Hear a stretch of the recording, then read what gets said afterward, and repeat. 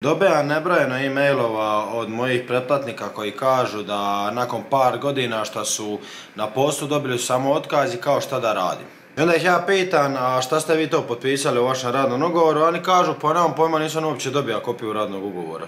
Kao da su samo dobili neki papir za potpisati, oni su to potpisali i kraj priče. Ljudi moji, pa ako već nemate radni ugovor u vas, pa šta ste čekali do sad sve ove godine? Ja ću jednostavno objasniti kako se treba sa radnim ugovorima odnositi i kako da se zaštitite na sudu.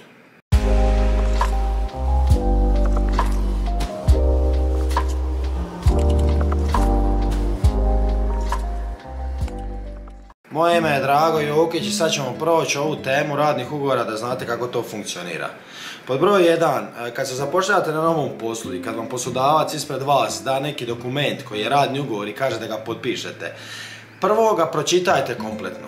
Ja znam da puno vas ima problem sa njemačkim i onda kažete, ma nema veze, ajde ja ću potpisati šta god bilo i ovako onako mi se žuri sa poslom.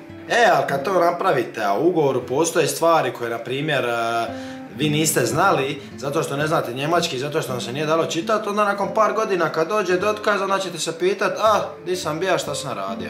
Zato obavezno kad dobijete ugovor, a ne znate njemački jezik, uzmite ugovor sa sobom, recite vašem budućem poslodavcu, donijet ću vam ga sutra kad ga kompletno pročitam, da mogu pričati zapravo, da mogu vidjeti je li to ono što ja želim ili nešto moramo promijeniti. Dakle, sad ćemo proći korak po korak šta bi sve u vašem ugovoru o poslu trebalo biti. To ću isto tako staviti dolje u opisu videa kao posebna poglavlja, tako da idemo od početka. Svaki ugovor treba imati ime i adresu vašeg poslodavca. Znači, na ugovoru obratite pozornost da stoji ime i adresa vašeg poslodavca. Druga stvar koja je bitna u ugovoru je da stoji trenutak kada ste vi zaposleni. Znači, u tom ugovoru treba točno stati datum kada vaše zaposlenje počinje. Treća stvar koja treba stajati je vremenski period vašega posla. Znači, postoji unbefristeter Arbeitsvertrag i befristeter Arbeitsvertrag. Zapravo rad na određeno vrijeme ili rad na neodređeno vrijeme, koje ću vam poslije objasniti. Iduće što vam treba staviti u ugovoru je Probezeit, zapravo probni period.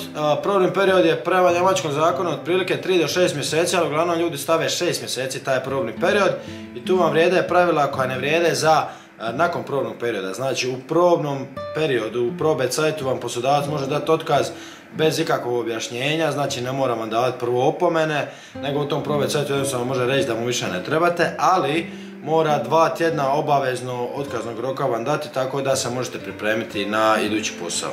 Onda dalje, Arbeitsort ili mjesto gdje ćete raditi. Znači, ako negdje radite, to vam mora biti točno zapisano na vašem poslu. Znači, ako ste terenski radnik, mora vam pisati na koje ćete sve mjesta biti poslani ili da ćete jednostavno biti na više mjesta poslani ili, na primjer, ako radite u nekoj tvornici, mora točno pisati na vašem ugovoru gdje se ta tvornica nalazi, tako da se zna koje je vaše radno mjesto. Iduće što vam treba stati je Arbeitsbeschreibung, opis vašega posla. Znači, u opisu vašeg posla bi poslodavac trebao detaljno napisati koje su sve vaše obaveze na vašem radnom mjestu, tako da točno znate u ugovoru što su vaše obaveze, a što nisu vaše obaveze.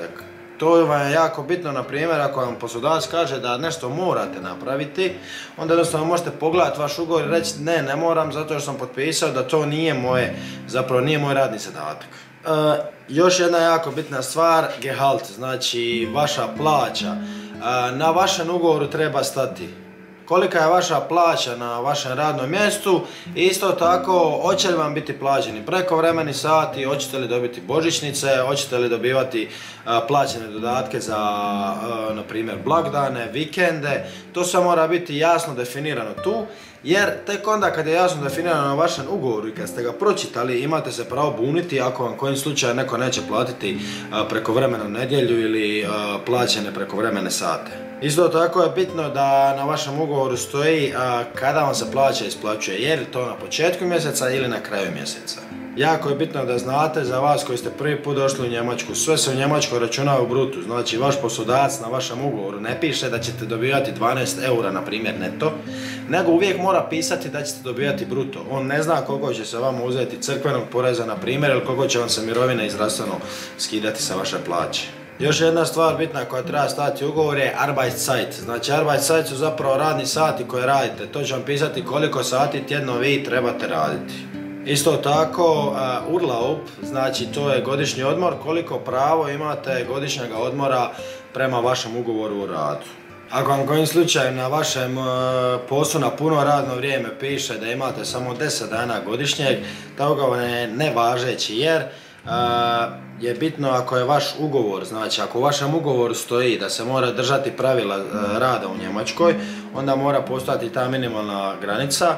To imate u opisu videa dolje ispod, potpisao sam godišnji odmor u Njemačkoj. Isto tako ako ste potpisali neki tarifni ugovor gdje su sindikati propisali pravila, onda se poslodavac prema tom ugovoru mora držati pravila tarifnog ugovora. Iduća stvar je Kündigungsfrist. Kündigungsfrist je zapravo period u kojem vas poslodavac treba obavijestiti ili vi trebate obavijestiti poslodavca da završavate vaš radni odnos. Uglavnom je to u Probezeitu 2 tjedna od početka mjeseca ili kada prođe tih 6 mjeseci probnog perioda, onda imate otprilike mjesec dana od prvog mjeseca, to sam već od idućeg mjeseca. To sam već objašnjavao prije i u videima, tekstovima na stranici Projekt Njemačka. To znači da, na primjer, ako date 29. otkaz, imate 4 tjedna koja morate raditi taj Kündigungsfrist, to vam se vrijedi tek od 1.10. do kraja 10. Znači računate da tek od početka 11. ste slobodni otići s tog posla. Sad, to su vam sve dijelovi vašeg ugovora koje trebate imati i onda naši ljudi kada pročitaju taj ugovor i kada su ga potpisali i shvatili, onda znaju koja prava imaju, koja nemaju. Jer kad niste pročitali, kad ste samo potpisali, vam se negdje žurilo, onda će vam već biti kasno. Onda kad dođete na sud, vaš poslodavac je zapravo većinom u pravu zato što vi niste čitali vaš ugovor. U Njemačkoj neznanje ne štiti od kazne. To znači, molim vas, pročitajte sve ugovore, ne samo za posao, nego za stan, za internet, za bilo šta. Uvijek vam je bitno pročitati ugovor, da znate u kojim slučajem hoćete služiti vašeg stanodavca, poslodavca, davatelja interneta ili tako ostale stvari. Tek onda kad ste pročitali ugovor, znate da ste u pravu. Sad, kao što sam rekao, objasnit ću vam sad par vrsta tih ugovora o radu. Prvi je taj Unbefristeter Arbeitsvertrag.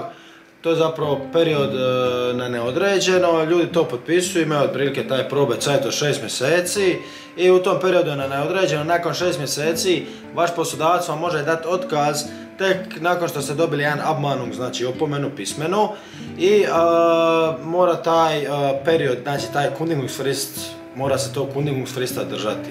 Možete isto tako dobiti otkaz izvanredni, ali ako ste povrijedili stvarno pravilnik, znači u ugovoru, to je većinom ako dolazite pijani na posao, ako ste nekog napali ili tako ti neki ekstremni slučajevi. Befristeter Arbeitsvertrag, to je rad na određeno vrijeme. Poslodavac vam ga može dati, ali unutar 2 godine maksimalno 3 puta ga može produžiti, znači 3 puta može biti befristet, a nakon toga mora biti unbefristet. I ovaj ugovor preko Zeit firmi, to znači ono kad ste iznajmljeni radnik, oni se svakako moraju držati tarifnih ugovora, tako da taj ugovor znači da je vaša Zeit firma zadužena za isplatu vama plaće. Znači vi radite za, na primjer, ne znam, BMW, ali preko Zeit firme, tada je Zeit firma zapravo vaš poslodavac i ona naplaćuje sve.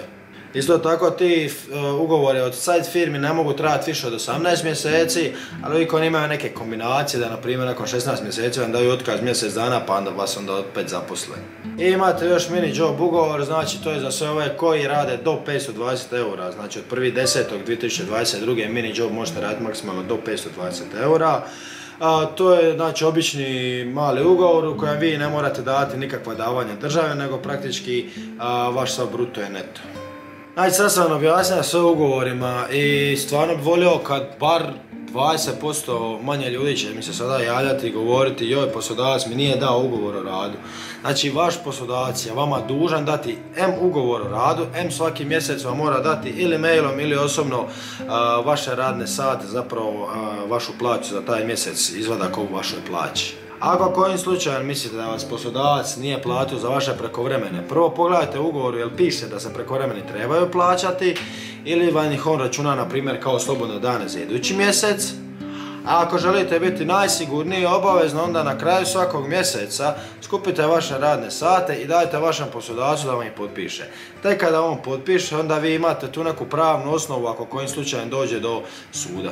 A svakako, kao što sam prije govorio, ako dođe do suda, odvjetnici u Njemačkoj su jako skupi, tako da vam ispod u opisu videa preporučujem pravno osiguranje. Možete ga otvoriti na našem jeziku u roku 3 klika, doslovno kontaktirat će vas čovjek na našem jeziku. Pravno osiguranje košta nekih 200-tinjak eura godišnje, a ako slučajno budete tražili odvjetnika u Njemačkoj i nemate to pravno osiguranje, računajte da ćete minimalno 2000 eura platiti. Tako da je ovo baš vrhunska stvar, pogotovo za naše ljude koji imaju velike probleme sa poslodavcima. A doli u komentarima slobodno napišite je li vam se ikada dogodilo da vas je poslodavac htio zakinuti mimo radnog ugovora. I naravno, kao i uvijek, ako vam se sviđa ovakve teme, ovakve videe, stranica Projekt Njemačka, kao YouTube kanal, TikTok, Instagram i sve ostale društvene mreže, ima odgovore na vaša najčešća pitanja u Njemačkoj.